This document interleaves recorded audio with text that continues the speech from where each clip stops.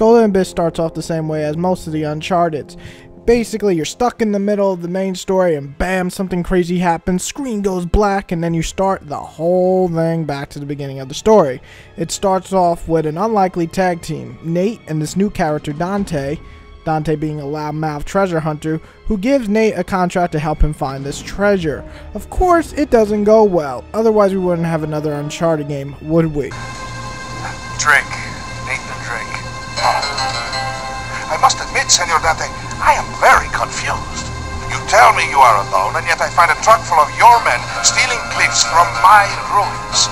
The main villain of the game, I believe it's pronounced Guerrero, I'm sorry if I got it wrong, is actually a pretty damn good villain. I can't say that the main 3 Uncharted games ever had amazing villains, but this one is a complete dick, and you kind of want to kill this pudgy asshole. The best part about this is that the guy is a bit crazy, but at the same time clever enough not to kill everybody on sight, but kill those certain people with crazy things like just shoving them off the top of a building. Crazy. You also get a new female character named Chase, and she's effing awesome. She's a woman who's trying to follow her grandfather's footsteps and find the treasure that he was looking for. The voice work for her is on par with the best in the series, and her conversations with Drake come very natural, and you just feel that chemistry between those characters. Talking about conversations, the game has a great script. The main story is both interesting and fun to go through. The banter between Nate and Sully and Dante and Chase and even Guerrero is great. The jokes in this game got me laughing and quite a few times, which is pretty amazing, though it is Uncharted, so the developers definitely got the feeling of all the Uncharted down pretty damn well.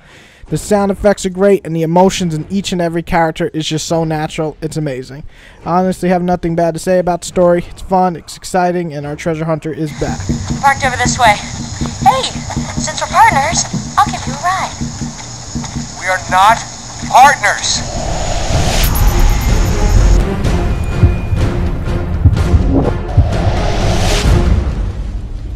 Graphic-wise, the game looks stunning. Sure, some of the background looks washed out. Sure, if you look really close, you can see the eyes looking a bit funny. Sure, sometimes you'll see jaggy fingers.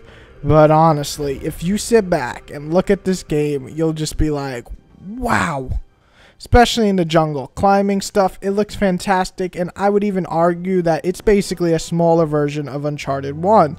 The environments change enough, just like every Uncharted game before. You'll spend a couple of chapters in one area and move on.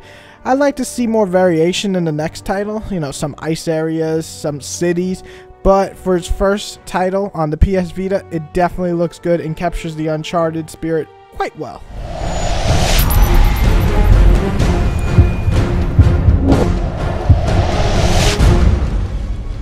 Now the gameplay. Now, if you watch any of my Uncharted reviews, 1 or 2, or 3, you would know I absolutely love the gameplay, and I find very little wrong with it. So, what happens when the series goes portable, and we have a new developer? Gameplay-wise, Uncharted does a lot right, with a few missteps.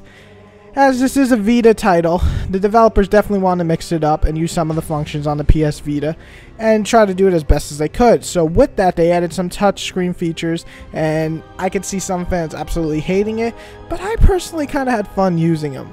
First off, my biggest complaint is probably the shooting. It never feels quite right. The more you play, the easier it becomes for sure, especially once you get the auto aim down, learn to aim just right above their head and just plop them. But even 6 or 7 hours in, I was having trouble at some parts. The shooting just feels a little too quick, and the reticule will sometimes move too quick for the analog sticks. Still, the shooting is far from horrible. It just takes a little bit of time to get used to, and sometimes it's just plain annoying in some firefights. However, few chapters, and you'll probably be pretty good enough to at least make it through the game. The climbing works well.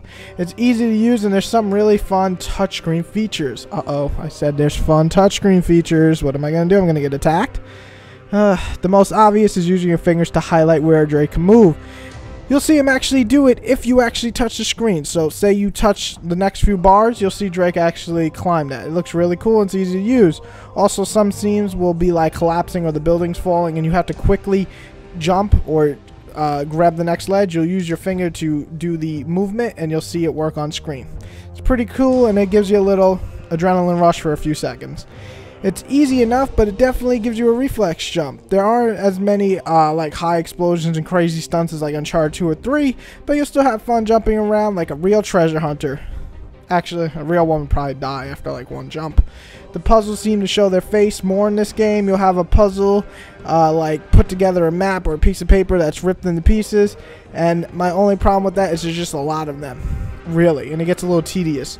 Other puzzles like going to a certain area and hitting a switch, or to move a puzzle piece or slow down, move a chess piece and stuff like that, all these, you know, fancy little puzzles, they're not bad, but none of them are really amazing. There's no notable ones like Uncharted 1 or 2 had, and this one just kind of came up a little short there.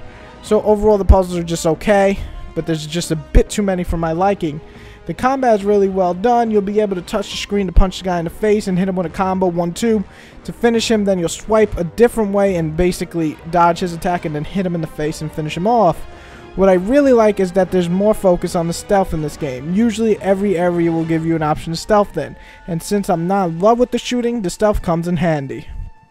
Overall, the gameplay isn't a high and crazy and amazing effects like the last two in the series, but it will remind you that Nate is a treasure hunter, and he'll be climbing, he'll be solving puzzles, he'll be shooting assholes who are trying to kill him, all in a day's work for our favorite treasure hunter.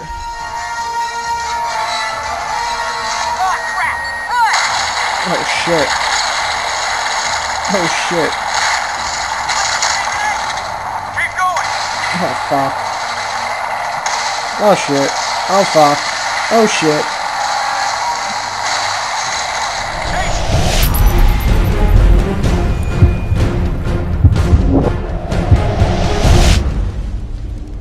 As my first major PS Vita title I sat down and played for hours, I really did enjoy this title.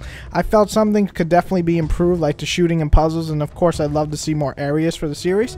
But for a pocket-sized adventure, it's pretty much a great game. It also gives you a nice 8 to 10 hour campaign. With 34 chapters complete, you should have plenty of fun with this title. It's rare to see a cinematic approach done on a handheld game, but the developers nailed it with Uncharted Golden Abyss. While I like to see even more cinematicness, like from Uncharted 2 and 3 in the next game, I gotta give props where it's due. Uncharted Golden Abyss is a great title held back by just a few flaws, and we'll see how it grows in the next title and see if they can even make it better or more, you know, par with the monster that this series is. For now though, it's definitely worth checking out, and I scored 8.5 and hope to see more quality titles on the PS Vita just like this.